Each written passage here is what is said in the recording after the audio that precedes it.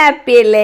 ഒട്ടുമിക്ക റെസ്റ്റോറൻറ്റിലും കിട്ടാത്ത ഒരു പനീറിന്റെ ഐറ്റമാണ് ഇന്ന് റെഡിയാക്കാൻ പോകുന്നത്, യക്നി പനീർ.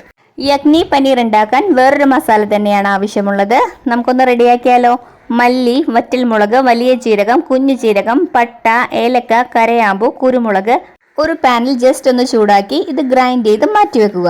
നമുക്കൊരു വൈറ്റ് സോസും കൂടി വേണം, അതും കൂടി റെഡിയാക്കിയാലോ. ഒരു ജാർ എടുത്ത് കേടും കശുവണ്ടിയും പനീറും കൂടി നന്നായി പേസ്റ്റാക്കി മാറ്റി വെക്കുക. ഇനി നമുക്ക് കുക്കിങ്ങിലേക്ക് കടക്കാം. ഒരു പാനിൽ നെയ്യിട്ട് പനീർ ഫ്രൈ ചെയ്ത് മാറ്റി വയ്ക്കുക. യക്നി പനീർ ചെയ്യാനുള്ള പനീർ കുറച്ചധികം ഫ്രൈ ആവണേ. ബാക്കി വന്ന നെയ്യിൽ തന്നെ സവാളയിൽ ഉപ്പിട്ട് കുറച്ച് സോട്ട് ചെയ്ത് ക്യാപ്സിക്കവും കൂടെ ചേർത്ത് ചെറുതായി സോട്ട് ചെയ്ത് മാറ്റി വെക്കുക. അതേ പാനിൽ തന്നെ കുറച്ചുകൂടെ നെയ്യിട്ട് ഷാജീരകവും ബേ ലീവ്സും ചേർത്ത് കൊടുക്കുക. കുറച്ച് ജിഞ്ചർ ഗാർലിക് പേസ്റ്റും കൂടി ചേർത്ത് കൊടുത്ത് നേരത്തെ അരച്ചു വെച്ചിരിക്കുന്ന വൈറ്റ് പേസ്റ്റ് ഇതിലേക്ക് ആഡ് ചെയ്ത് നന്നായിട്ട് തിളപ്പിക്കുക.